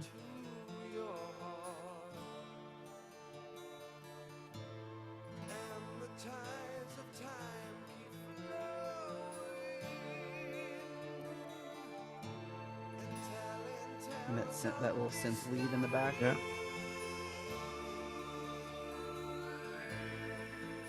Yeah, it kind of sounds like the blind man synth. Mm.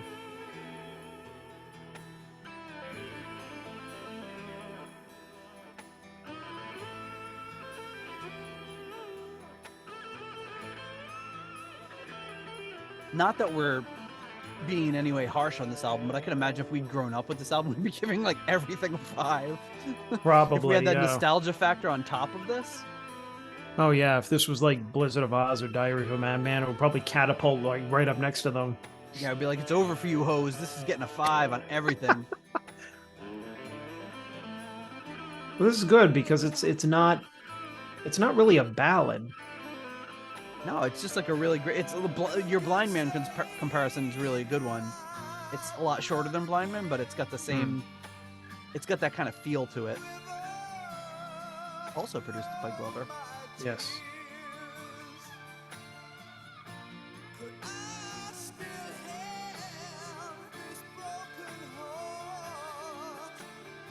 It's just kind of like this early 80s minor key sounding song of longing.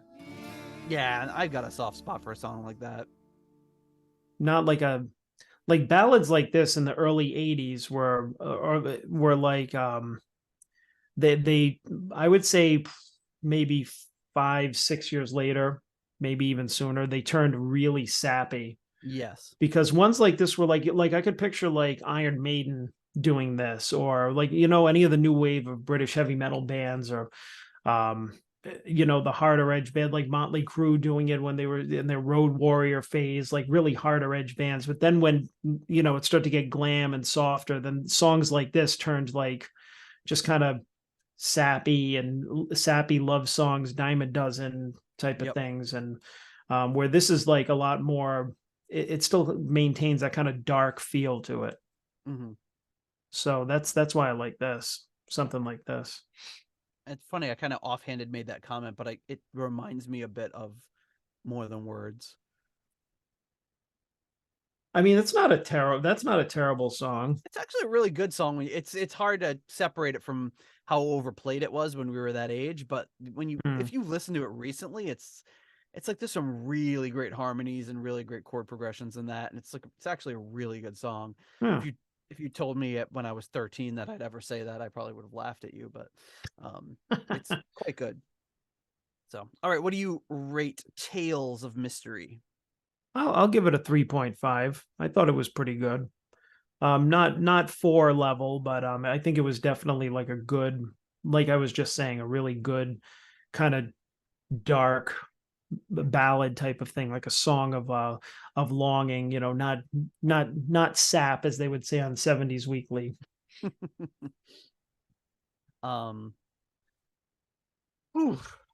is a tough one for me. I think I'm going to give it a 4.5. I really like it. It's one of those songs too that could easily have been twice as long, and maybe they would have lost the plot in it, but it's a great length. It's a little over 3 minutes, and they don't nothing in this album has been the only part of this album so far I felt like, what song was it? Into the Arena. After the first like 90 seconds, I'm like, okay, they're gonna lose me. This is gonna be too repetitive. And they didn't go that. They just branched off and they did all these things, and I was like, they completely saved it for me. And this is another one where it's like, man, they could have made so many choices that would have made this tedious or boring or whatever, and they just didn't do it. They made it the exact right length, and it's just a really, really strong track.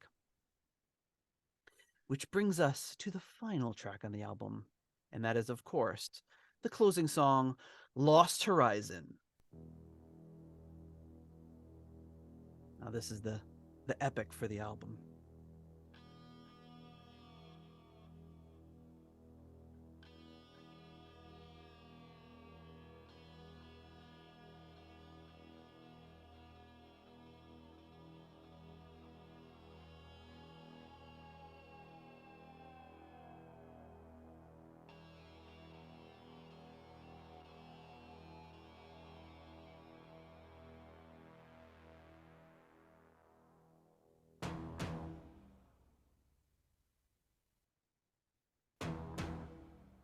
Very cinematic so far. Yeah.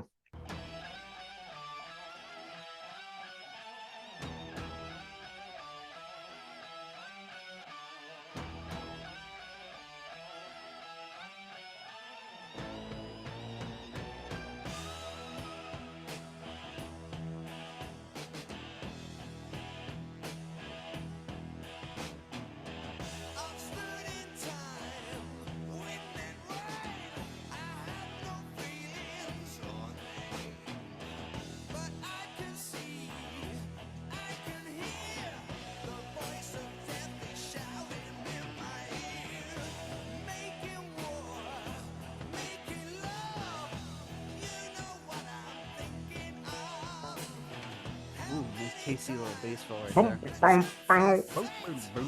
Love it.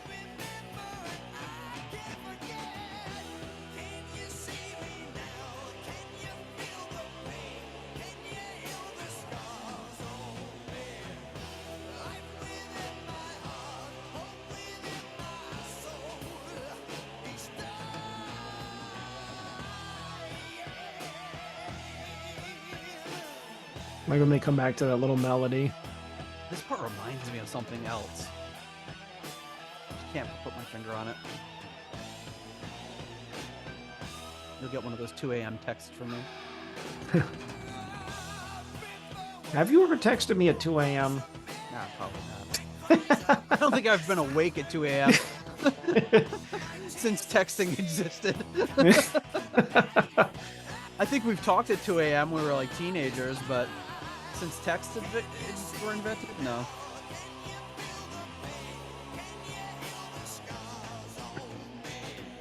This has a very epic quality to it. Yeah. Like you can tell this is the concluding track to the album.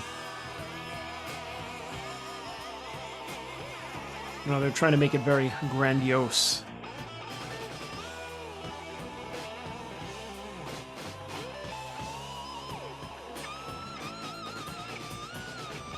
Oh, that was nice. Nice little drum fill. Yeah.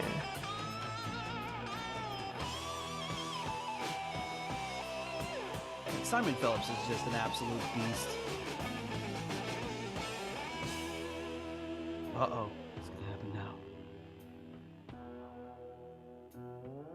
Oh, there's that fretless again.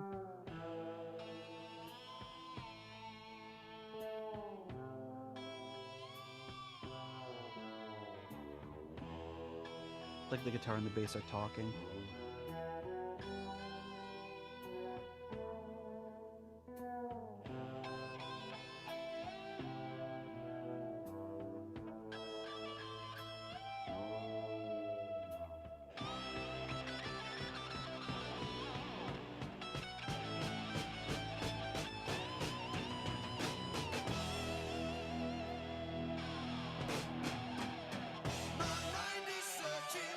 I was expecting it to go like a Sabbath direction there.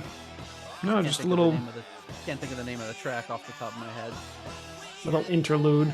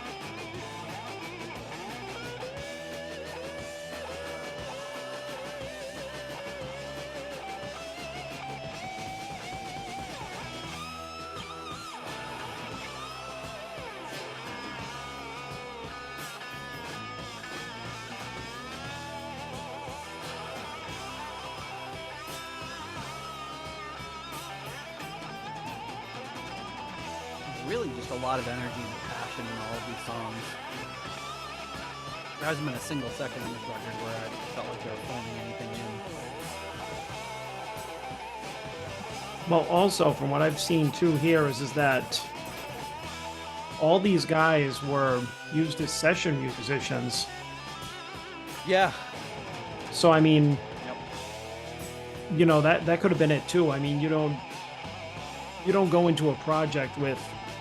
I mean, you go into a project with the band and you're like, oh, you got to pull it out of them. But I mean, you know, Phillips, Foster, and Airey showed up as, I mean, I'm guessing they showed up and it's like, okay, this is a job. So we got to knock it out of the park here. Yeah, and like Foster and Phillips and Airey have probably combined how many albums have those guys played on. I mean, it's just astonishing. And it says all the songs are written by Michael Schenker and Gary Barden, unless otherwise noted. Which the instrumentals are just written by Schenker, so they're written by the guitar player and the vocalist. Right. And but there had to have been some input from significant input from Roger Glover. Yeah, whenever they say written by, that means like, yeah, you came in with the chord structure and the arrangement maybe, and maybe not even a totally fleshed out arrangement, and then other people kind of lend their hand. It's always hard to say, you know, if a song is written by one person in a band and then the whole band plays it together. Those other people put in intangibles that are, you know, really hard to define. Yes. But what do you think about Lost Horizons? God, see, you know what you were talking about when you open up your browser and it resets back to the same thing? This is what the friggin' spreadsheet does to me, like all the time, like half the Really? time. Yeah, I'll open it up. Fumbling with it. Yeah, exactly, because it resets itself. So ending on that note, I will say I'll say 3.5. I would like to give it more because obviously I'm saying its praises, thought it's great, but it's I think it's just short of like that much short of being perfect. It's like it's got some great like atmosphere in it, and chord changes, and it builds up the tension, but it's I don't know, it might be a little bit long. Maybe the performance could have been a little bit more dramatic on this one, just for the type of song that it was. Not taking away from how great this or the rest of the album sounds, but it fell a little bit short of being like a higher or perfect score for that. But I still think it was a great way to go out on for the album. I agree 100%. 3.5. Thought it was, it didn't drag like a song of that length can. It wasn't like, it was still very enjoyable to listen to. But yeah, I feel like for how long it was, there could have been other stuff going on, or it could have been shortened or something. But the playing on it was incredible from everybody, and it was just really like the energy and everything behind it was awesome. So 3.5 from this guy. And that concludes our song portion of the evening or morning or afternoon or whenever it is fine podcasts are listened to by you fine folks. And while John fumbles with the spreadsheet and busts it out, I will, of course, do something, which is to thank our foundation level patrons. Coming in at the £3 aromatic feed tier, we have Simon Ford. At the $3.33 halfway to evil tier, we have Stephen Sharp and Duncan Leask. At the $3 nobody's perfect tier, Peter Gardeau, Ian DeRosier. Oh my God, sorry. I'm in the old school. Peter Gardeau. Again, you almost forgot. I know. Ian DeRosier, Mark Roback, Stuart McCord, Flight of the Rat Bat Blue Light, Ivan Fieldboo. It's a great life if you know we can. It's a Runar Simonson. It's a great life if you know we can. It's a JJ Stenard, Ruinous Inadequacies. John Maselli.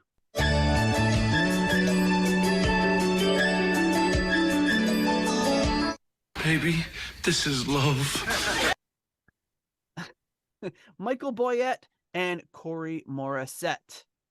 Coming in at the $1.71 I want my own tier. Rich, Yangui, Shaylo. At the 10 kroner tier, Karsten Lau. At the £1 tier, Lord Longford. And at the $1 made up name tier, we have the oh Jesus. What is happening? We have the victim of illusions. Leaky Mausoleum, Stephen Somerville, the Concerto 1999 Frenetic, Hank the Tank, Private Eyes, Ashen Lionel, and Blackmore tights. Thank you so much to all of you for your generous support of the Deep Purple podcast. All right, you know what time it is. We're just busting out the spreadsheet, and he's fumbling with the tabs. Oops, he sorted it the wrong way. Now he can't tell what is bad. All right, John, where does the Michael Schenker Group, rank amongst our album reviews? Like that little clarinet work you did at the end there. Isolate just that. So this looks like it ranked it's 7.94. So ranked in looks like the upper third of our rankings here. Just a little bit of a variance here. You liked it a little bit better than I did. You gave a couple of higher ratings. Okay. Oh, he's sneezing, folks. I was like, what happened? You were Uh, shocked by my higher ratings, apparently.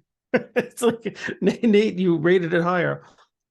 You rated it higher, and it's like, oh my god, he's I'm shocked. so shocked. He's speechless, folks.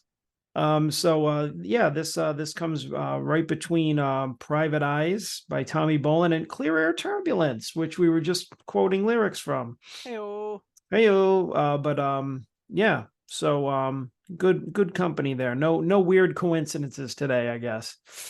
But yeah, I feel that this has its rightful place up top here, or in the upper echelon.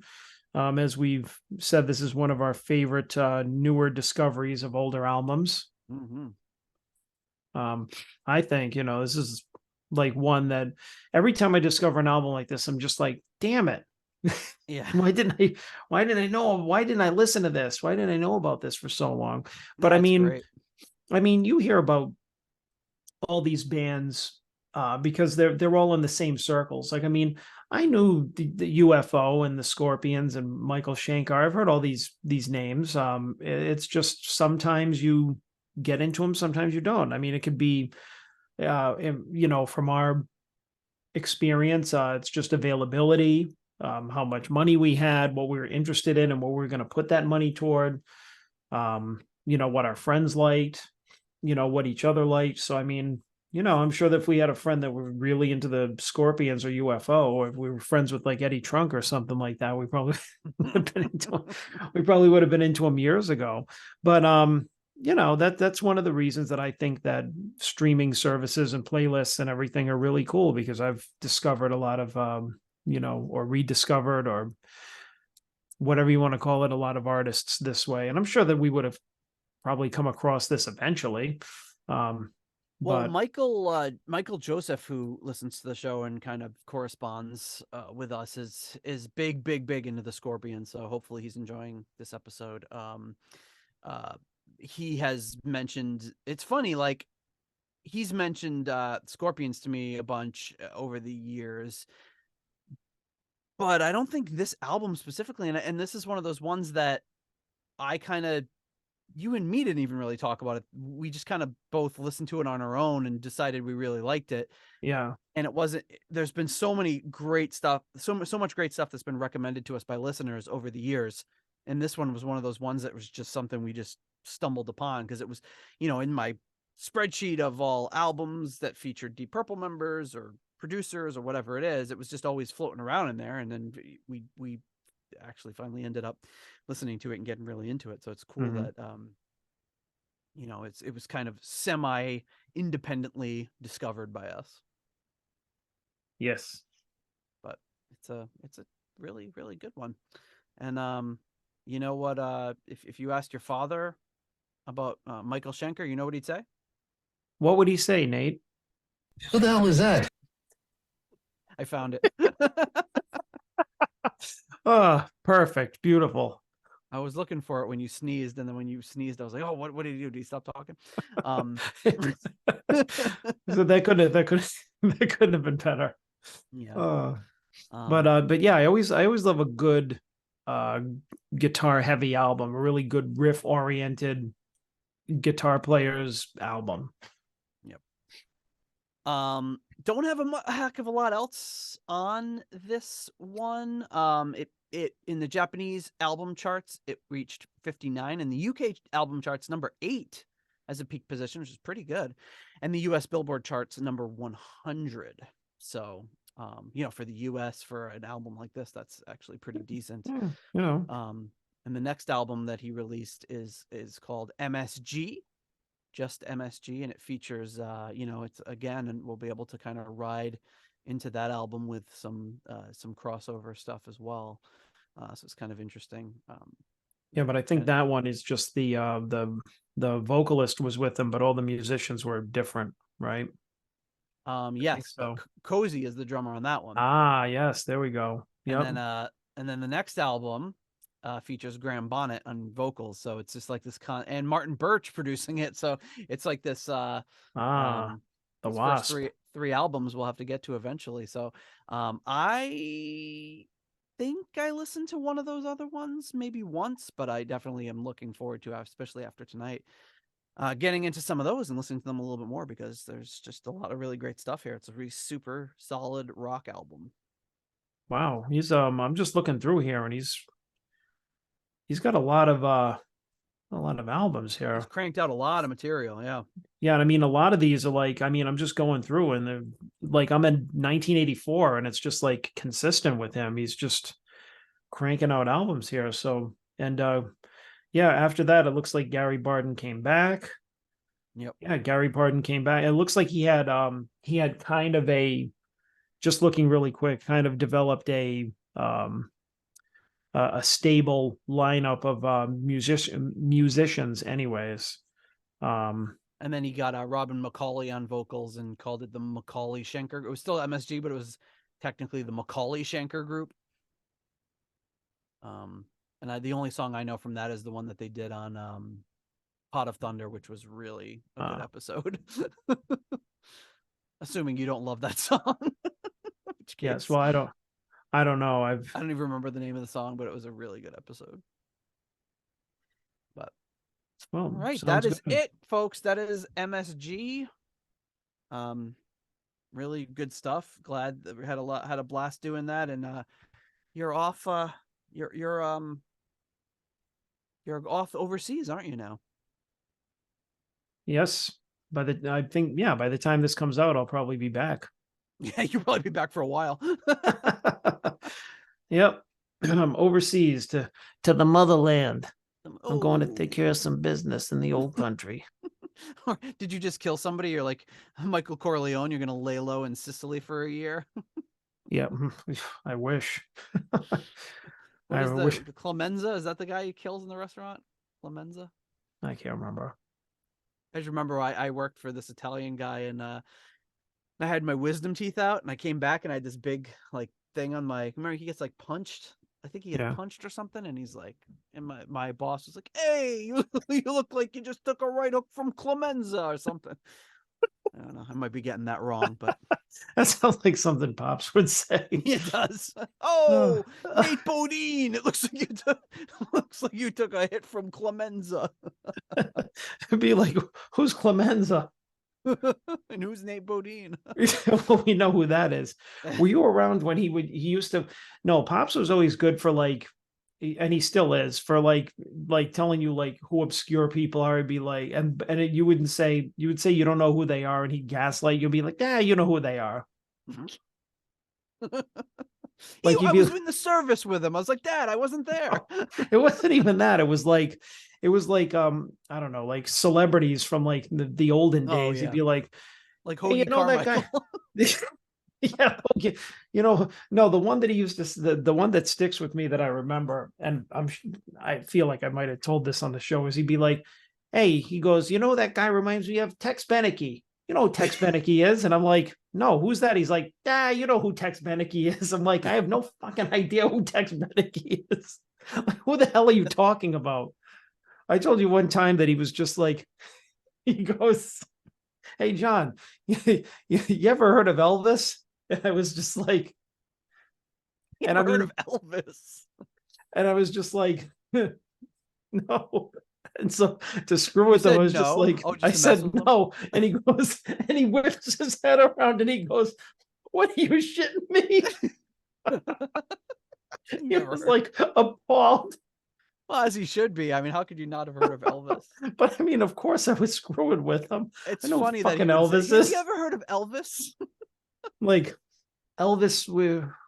Elvis who? Does he do a last name? Is it Elvis P? Is his last name P? Does it start with a P? Hey, you ever heard of George Washington? Just one is obscure figure. I just wanted to know if you've ever an obscure figure from the historical books, those things you call books. You ever heard of books? You ever heard of books? No. What? Are you shitting me? Oh my! It's those things with pages. Well, actually, it wouldn't be too far off though, because I mean, they're like, have you ever seen these videos now, like parents like our age, like showing kids your age, like a dial-up phone, like a rotary phone, and they're just like completely confused. They're like, how do you think this works? And they're holding it like, I don't know. I saw one where the dad's like, I'll give you $100 if you can figure out how to call a phone number on one of these. And the kids could not do it. And I mean, it seems on a pretty rotary phone obvious too, to like how the us, hell would but you do it? And they yeah, didn't know what to do. They start dialing they don't even pick up the phone. They just dial the number. yeah. They're trying to dial the number and then they pick up the phone and they're like, it's just a dial tone. It's pretty good. I mean, I can give them that. I mean, if you're so far removed from it, you can't like, No, I shit mean, on them for that. But Yeah, I mean, how would they know and why But would I they mean, know? And what would that it's knowledge do for them? Nothing. but I mean, We're never going back. funny to think that in our lifetime there's something that we used up pretty regularly that like your kids age like would be just befuddled by the way that old people are befuddled by email. They'd have to be real old to be befuddled by email anymore. Maybe TikTok, I don't know. But anyway, folks, that's all we got for you this week. We'll be back at you next week. Well, for you next week, for us, after John gallivants through Italy. And maybe, I don't know, maybe he'll call in from Italy. We don't know.